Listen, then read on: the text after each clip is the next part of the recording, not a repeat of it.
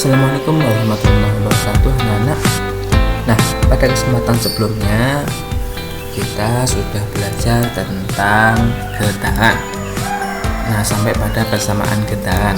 Nah, pada kali ini kita akan mengulas sedikit tentang persamaan getaran itu. Nah, ini adalah contoh bagaimana menentukan besar simpangan pada persamaan getaran.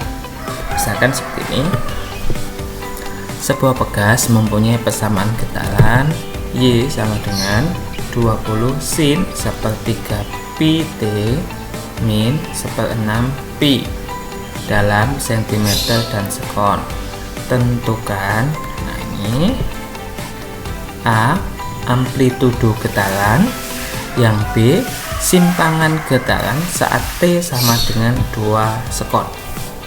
Nah, oke, untuk menjawab itu, nah kan diketahui Y sama dengan 20 sin sepertiga pi ini ya. Oke, nih sepertiga pi min 1/6 pi. Nah, kalau dari persamaan kemarin Y sama dengan A sin omega T, ya kalau kita punya kemarin kan A sama dengan sin omega kali T plus si 0. Nah, ini ya sudut awal. Maka ini 20 nya ini kan sama dengan A ini. Nah, ini ya, berarti A nya sama dengan ini. Jadi A nya sama dengan ini A, jadi A nya adalah 20 cm. Ini jadi A ya, ini A nya. Ini berarti omega, ini adalah si.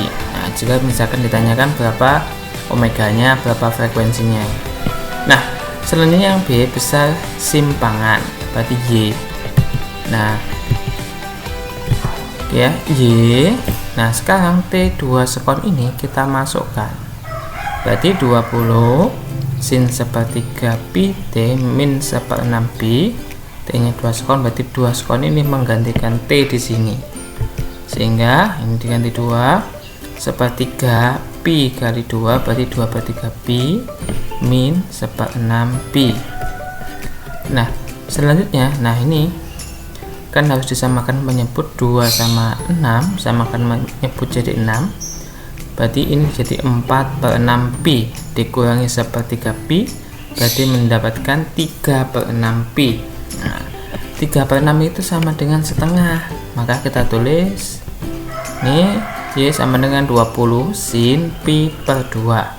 Nah, ini itu masih dalam satuan kuadran ya.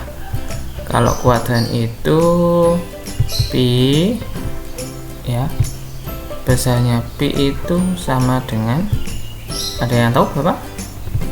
Ini adalah sama dengan 180 derajat. Jadi sama dengan 180 derajat. Oke ya. Jadi pi nya bisa diganti dengan 180 menjadi dibagi 2 berarti sin 90. Nah, sin 90 itu sama dengan 1. Jadi ini itu sama dengan 90. Nah, 90 sin 90 1, 20 kali 1 berarti jawabannya adalah 20 cm. Nah, ini contoh daripada bagaimana menentukan amplitudo dan simpangan pada persamaan getaran. Oke, kita lanjutkan. Nah, jadi sekarang kita masuk pada gelombang. Nah, tentu sebetulnya tidak asing bagi kita gelombang itu seperti apa. Jadi kalau pas kamu mandi, nanti di kamar mandi airnya akan terbentuk gelombang. Atau pas kamu ke pantai, kamu juga akan melihat gelombang atau bermain ombak di sana. Nah, jadi gelombang itu adalah getaran yang melambat. Berarti tidak ada gelombang kalau awalnya tidak ada getaran. Nah, karena melambat maka dia butuh medium, nah gitu ya. Medium pelambatan ini kalau gelombang mekanik. Nah, ini seperti ini contoh getaran gelombang seperti ini. Ini hanya berupa pulsa. Kalau pulsa itu cuma satu, nah gitu ya. Ini contoh daripada gelombang itu sendiri. Ini sekarang gejala gelombang, misalkan gelombang bunyi ataupun gelombang pada air. Jadi ini kalau pada air kan bentuk seperti ini, ada atas dan bawah, ada puncak dan lembah. Tapi nanti kalau pada bunyi, nah ini nanti akan bentuknya adalah seperti ini. Jadi dia akan muncul rapatan dan hagangan. Gelombang itu dibagi menjadi dua, gelombang mekanik dan gelombang elektromagnetik. Apa gelombang mekanik? Nah, sesuai dengan katanya, mekanik berarti dia itu butuh medium, nah butuh perantara yang jelas. Jadi misalkan gelombang suara, kalau tidak ada udara ataupun zat-zat yang lain, maka suara atau bunyi tidak bisa melambat. Begitu pula dengan gempa bumi, berarti buminya yang jadi medium perlambatan, ataupun pada dawai. Nah, yang kedua adalah gelombang elektromagnetik, adalah gelombang yang dalam pelambatannya tidak butuh medium. Jadi cahaya dia bisa melambat dalam ruang hampa, sinar X, gelombang radio dan sebagainya. Nah, itu sebabnya kalau misalkan nanti astronot itu di luar angkasa, dia tidak bisa ngomong langsung, tidak bisa berbicara langsung dengan temannya, tetapi dia biasanya menggunakan radio. Nah, ini untuk komunikasi dengan yang lainnya. Nah, oke. Kemudian gelombang mekanik tadi sudah ya. Ini gelombang mekanik, jadi butuh medium untuk melambat. Nah, gelombang mekanik itu nanti gelombang juga dibagi menjadi dua. Menurut arah lambatnya dan arah getarnya itu dibagi menjadi dua. Satu, gelombang transversal adalah gelombang yang arahnya tegak lurus terhadap arah lambatnya. Jadi arah getarnya, ini arah getarnya kita menggetarkannya ke atas ke bawah, tapi melambatnya ke kanan. Misalkan ya seperti ini. Nah, ini contohnya nanti kayak gelombang tali, gelombang air, itu berarti ada gelombang transversal. Tapi kalau ini gelombang longitudinal adalah gelombang yang arah lambatnya segaris dengan arah getarnya. Jadi kita menggetarkannya seperti ini. Nah, melambatnya juga ke sana. Ini melambatnya juga ke sana. Nah, berarti ini adalah gelombang longitudinal. Nah, seperti apa gelombang longitudinal? Ini gelombang transversal ya. Jadi pada gelombang transversal itu ada bukit dan ada lembah. Nah, ini dinamakan dengan panjang gelombang. Panjang gelombang itu apa? Panjang gelombang itu panjangnya satu gelombang. Bisa dari atas bukit ke bukit yang lain, atau dari bawah lembah ke lembah yang lain, atau dari simpul ke simpul selanjutnya yang fasenya sama. Kalau ini fasenya tidak sama, atau satu bukit satu lembah. Nah, itu adalah panjang gelombang. Kemudian amplitudo itu kan kemarin ada simpangan paling jauh. Simpangan paling jauh dari titik seimbang ke atas ataupun ke bawah, ini disebut dengan amplitudo ya. Oke. Selanjutnya, nah ini kan sumber gelombangnya di sini. Nah, longitudinal. Jadi longitudinal itu gelombang yang arah lambatnya sama dengan arah getarnya, berimpit. Jadi ini menggetarkannya kan ke sini, melambatnya ke sana. Nah, dalam gelombang longitudinal bukan bukit dan lembah, tapi adalah rapatan dan regangan. Satu gelombang itu adalah satu rapatan, satu regangan, atau dari tengah rapatan ke tengah rapatan selanjutnya, atau dari tengah regangan ini dari sini sampai ke tengah regangan selanjutnya. Itu ya. Nah, sama seperti yang tadi. Nah, ini berarti simpangan paling jauhnya ke sini itu adalah amplitudo. Nah, ini besaran pada gelombang tadi ada panjang gelombang, ada frekuensi, kemudian juga ada periode. Mungkin tambah satu lagi nanti adalah di cepat lambat gelombang ini. Nah, cepat lambat gelombang itu berarti ada jarak yang ditempuh gelombang dalam satu satuan waktu. Berarti jarak yang ditempuh dalam 1 detik itu loh berapa, entah 5 meter, 10 meter, 1 kilometer. Nah, itu bergantung pada cepat lambat gelombangnya. Nah, ini sekarang masuk pada persamaan gelombang. Kemarin kalau pada getaran ada persamaannya, tentu di gelombang juga ada persamaannya. Nah, misalkan kita punya panjang gelombangnya seperti itu, maka nanti persamaan Y-nya, Y itu berarti adalah simpangan, besar simpangannya, besar simpangan ke sana, ini adalah Y, ini Y dari posisi seimbang dari sini ya. Nah, dari sini nyimpangnya berapa, itu berarti ada simpangan. Nah, Y akan berlaku sama dengan A dikalikan sin omega kali T omega kali T plus minus KX di mana omeganya sama dengan berapa? Omega kemarin adalah 2pi kali F. Kalau K adalah 2pi dibagi dengan lambda. Nah, dengan omega ada 2pf kalinya 2pi dibagi lambda, maka bisa diturunkan menjadi seperti ini.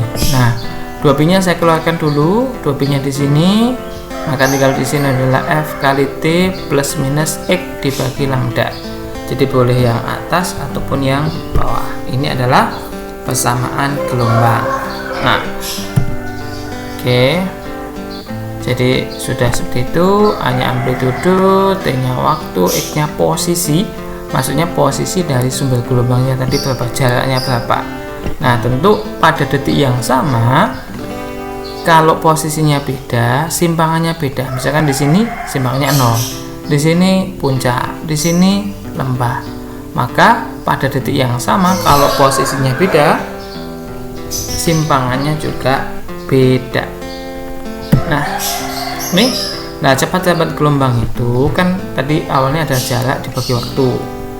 Nah, atau panjang gelombang dibagi dengan periode. Ini ya, panjang gelombang dibagi periode. Karena seperperiode adalah frekuensi, maka boleh juga ini lambda dikalikan frekuensi. Nah, seperti itu. Nah, ini contoh soal. Sebuah gelombang transversal memiliki periode 4 detik. Jika jarak 2 titik yang beruntun sama fasenya adalah 8 cm, maka cepat lambat gelombang itu adalah Nah, yang kedua, gelombang melambat di udara dengan kecepatan 360 meter per sekon. Jika panjang gelombangnya adalah 25 cm, hitunglah frekuensinya. Ini yang ini, yang ini berarti kan jarak antara 2 titik yang beruntun sama fasenya. Misalkan puncak dengan puncak, berarti satu panjang gelombang. Berarti ini adalah lambda. Ya, ini lambdanya. Ini periode T. Nah, tadi V itu kan gampang. V itu adalah lambda dibagi dengan periode.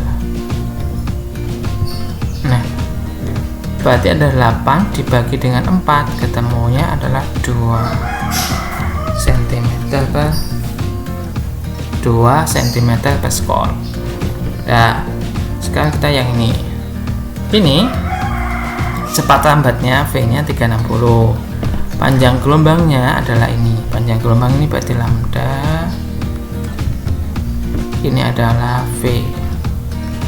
Nah, cuma di sini tidak sama. Ini dalam meter, ini dalam sentimeter. Ini harus kita samakan. Maka ini ketemu 0,25 meter. Tanyakan F itu berarti adalah cepat lambat dibagi panjang gelombang, ketemu 1440 Hz ya. Itu kalau dalam soal fisik. Sekarang kita masuk pada persamaan. Nih, menentukan besaran pada persamaan gelombang. Oke, misalkan sebuah gelombang mempunyai persamaan Y dalam X dan T ya. 10 sin 2pi 100T min 0,2x dalam cm dan sekon. Tentukan yang A amplitudo gelombang, yang B frekuensi gelombang, C cepat lambat panjang gelombang, yang D adalah cepat lambat gelombang. Nah, oke, kita jawab ya. Kita dulu punya persamaan bahwa ini ya, Y sama dengan A sin 2pi Ft plus minus X dibagi lambda. Sudah? Maka karena Y sama dengan 10 sin 2pi 100T min 0,2x ini sudah mirip. Nah, berarti ini adalah 10 nya adalah A, yang 100 nya itu adalah F, ini adalah 1/x. Nah, ini A, ini berarti maksudnya 10, udah jelas ya, yang A. Yang B frekuensinya ini ya. Nah, ini kan udah sama, ini posisinya dengan ini sama karena sudah 2b nya sudah di luar. Oke, maka ini adalah 1/x. Nah, ini 1/x, 1/lambda, maaf, 1/lambda. 1/lambdanya ada 0,2.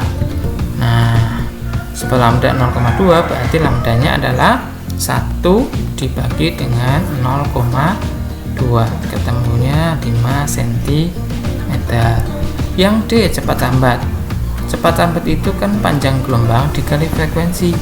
Panjang gelombangnya 5 cm, frekuensinya 100 nih, maka hasilnya ketemu 500 cm per sekon atau berapa? 5 meter per sekon. Nah, itu contoh yang pertama. Dan yang contoh yang kedua, nih, sebuah gelombang mempunyai persamaan sama Y dalam X dan T sama dengan 16 sin pi dalam kurung 100T min 0,4x dalam cm dan sekon. Tentukan sama amplitudo, frekuensi, panjang gelombang, dan cepat lambat. Nah, oke, kita punya persamaan ini tadi ya, bahwa A sama dengan Y sama dengan A sin 2pi F kali T plus minus X dibagi lambda. Nah, persamaan yang ini, persamaan yang awal ini belum sama, maka kita samakan dulu. Maka ini 16 tetap sin, nah ini 2pi nya keluar, kita buat dalam 2pi. Nah, karena ini 2pi, depannya ini kan tidak ada pi nya, tidak ada 2 nya, maka ini 100, 2 nya diambilkan dari 100 bagi 2, ini berarti 50 ya, ini 50 T min 0,4 juga dibagi 2 menjadi 0,2.